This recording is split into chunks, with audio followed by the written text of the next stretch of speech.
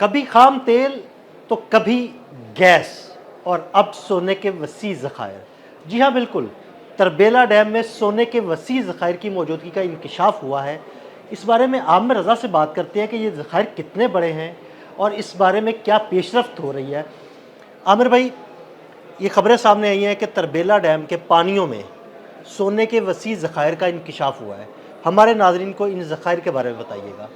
جی بالکل، یہ انکشاف نہیں ہے، یہ بہت پرانی بات ہے۔ آپ کو شاید اندازہ ہے کہ پچھلے دنوں کے پی کے نے بھی دریائے سندھ کے اندر جو ہے وہ کہا تھا کہ آپ سونا نہیں نکال سکتے ہیں۔ میاں والی کے قریب بھی جو دریائے سندھ ہے وہاں پہ پابندی عائد کر دی گئی تھی، تو اس کا مطلب ہے کہ دریائے سندھ میں تربیلا دریائے سندھ پر ہی ہے۔ جی بالکل۔ تو یہاں پر پچھلے 60 سال سے کوئی ایسی چیز نہیں، یعنی مٹی اور ریت نہیں نکالی گئی ہے۔ تو وہ جو سونا اگر یہاں تک بہہ کر آتا ہے تو لازمی بات ہے کہ ڈیم کی سطح کے اندر بھی موجود ہوگا، جی بالکل۔ اور اس کا ذکر قرآن میں بھی ہے۔ اب آپ یہ بات سن کر حیران نہ ہوئیے گا کہ قرآن پاک میں بھی دریاؤں میں پائے جانے والے سونے کا ذکر موجود ہے۔ سورہ رعد ہے، آیت نمبر 17 ہے۔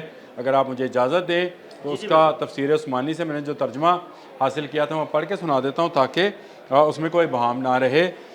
اس نے آسمان سے پانی اتارا تو وادیاں اپنے اپنے اندازے کے مطابق بہہ نکلیں، اور سیلاب نے جھاگ اٹھا لیا، اور ان چیزوں سے بھی جھاگ اٹھتا ہے جنہیں لوگ آگ پر پگھلاتے ہیں تاکہ زیور یا سامان تیار کریں۔ اللہ اسی طرح حق اور باطل کی مثال دیتا ہے، بیان کرتا ہے۔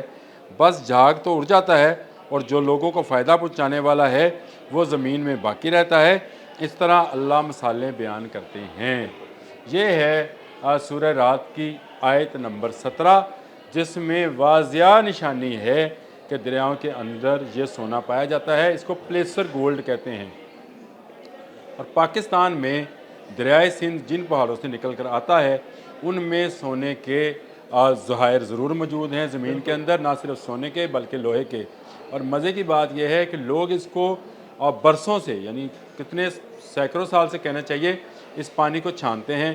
سونا کیونکہ نسبتاً زیادہ وزن رکھتا ہے تو اس کے ذرات جو ہیں نیچے رہ جاتے ہیں، وہ نیچے بیٹھ جاتے ہیں، ریت اور مٹی اوپر آ جاتی ہے، اور ریت اور مٹی پانی کے ساتھ نکال دیتے ہیں، اور سونے کے ذرات چن کر یہ لوگوں کا باقاعدہ روزگار ہے پلیسر۔ لیکن اس کو جو اب آئیڈینٹیفائی کیا ہے وہ پاکستان کے ہی ایک صنعت کار ہیں حنیف۔ انہوں نے اس کو نہ صرف یہ کیا کہ انہوں نے خود یہ تجربہ کیا، مٹی نکلوائی تربیلا سے، اور اس پر تجربے کے بعد انہوں نے ہالینڈ کی ایک فرم کے ساتھ بات کی، جنہوں نے اس بات کی نشاندہی کی کہ اس مٹی کے اندر اگر تربیلا ڈیم کی پوری ڈیپتھ کو اور پوری اس کی سرفیس کو دیکھا جائے تو تقریباً 636 بلین ڈالر کا سونا موجود ہے۔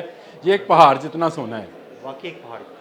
یہ ایک پہاڑ جتنا سونا ہے۔ یعنی اس کو ہم ایسے کہہ سکتے ہیں کہ تربیلا ڈیم میں سونے کا پہاڑ نکل آیا؟ جی بالکل ایسے کہہ سکتے ہیں کہ سونے کا پہاڑ نکل آیا۔ نہ صرف نکل آیا بلکہ اب اس کو نکالنے کے کام کا بھی آغاز ہونے والا ہے۔ بہت جلد اس کی اجازت جو ہے دی جائے گی۔ اس سے دو فائدے ہوں گے۔ پہلی بات تو یہ ہے کہ سونا تو نکلے گا، اور جو نئی تکنیک ہے جس کا میں نے ہالینڈ کا ذکر کیا، ایک کمپنی بھی ہے ڈیجلنگ کہتے ہیں اس کو جی، اس کے اندر یہ سارا کام جو ہے الیکٹرانکلی ہوتا ہے، جو کہ ہم ہاتھ سے میں نے آپ کو بتایا ہاں جی، وہ عام یہاں پہ جو عام روٹین میں لوگ ہیں وہ ہاتھ سے اس کا یہاں سے مشین کے ذریعے ہی اس کو نکالا جاتا ہے، پھر اس کو چھانا جاتا ہے، اور اس میں سے سونا جو ہے اس کو الگ کیا جاتا رہتا ہے۔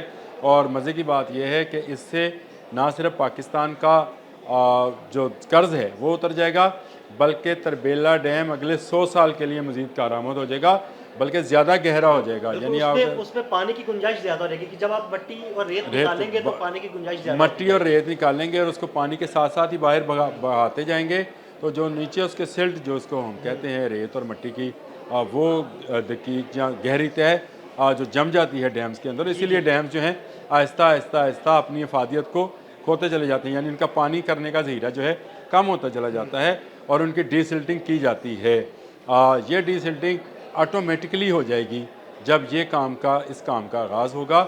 دریائے سندھ میں سونا موجود ہے، اور مجھے ڈاکٹر عبدالسلام کی بات یاد آ رہی ہے۔ انہوں نے، یہ ڈاکٹر عبدالسلام عارف صاحب ہیں، مسلم اسکالر ہیں، اور وہ سرکاری افسر بھی ہیں، ابھی بھی کام کرتے ہیں، ایک اہم سرکاری عہدے پر موجود ہیں۔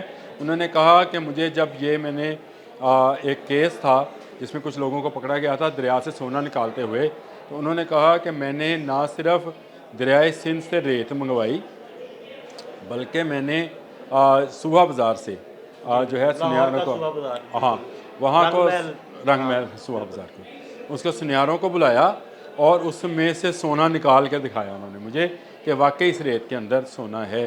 تو یہ مجھے بتائیں کہ اللہ کی آپ پر کتنی مہربانی ہے۔ آپ نے بالکل اس کا آغاز جیسے کیا تھا کہ اللہ تعالیٰ نے آپ کو تیل اور گیس کے وسیع ذخائر فراہم کیے، اسی طرح اللہ تعالیٰ نے آپ کو اب دریاؤں کے اندر سونے کی موجودگی کا بھی پتہ دیا ہے۔ اور آپ کو پتہ ہے کہ دریائے سندھ کے اندر یہ زراعت اگر تربیلا کے پانی میں رک کر، ڈیم پانی کو روکتا ہے جی ہمیشہ، بالکل، اور وہاں رکنے کے باوجود بھی وہ ڈیم سے نکل کر آگے دریائے سندھ میں بہہ کے آ جاتے ہیں، تو اس کا مطلب ہے کہ زیادہ ہوگا سونا۔ اس کا مطلب ہے وہاں کتنا سونا ہوگا۔ تو اسی لیے انہوں نے یہ ابھی ابتدائی اندازہ ہے، یہ تخمینہ لگایا گیا ہے کہ اس میں 636 ارب ڈالر جو ہے اس کا سونا موجود ہے۔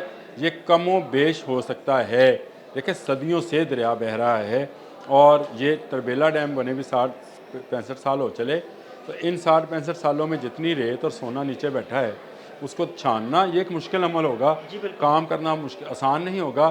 لیکن اب کیونکہ بڑی بڑی کمپنیز یہ کام کرتی ہیں، جس طرح سے ہم نے کل ایک کیا تھا ولاگ جس میں بتایا تھا کہ سمندر کی تہہ میں 12,000 فٹ کے نیچے جا کر پھر وہاں جا کر ڈھونڈا جاتا ہے کہاں ہے، اور تیل اور گیس کہاں سے نکالی جا سکتی ہے کہاں سے نہیں نکالی جا سکتی ہے۔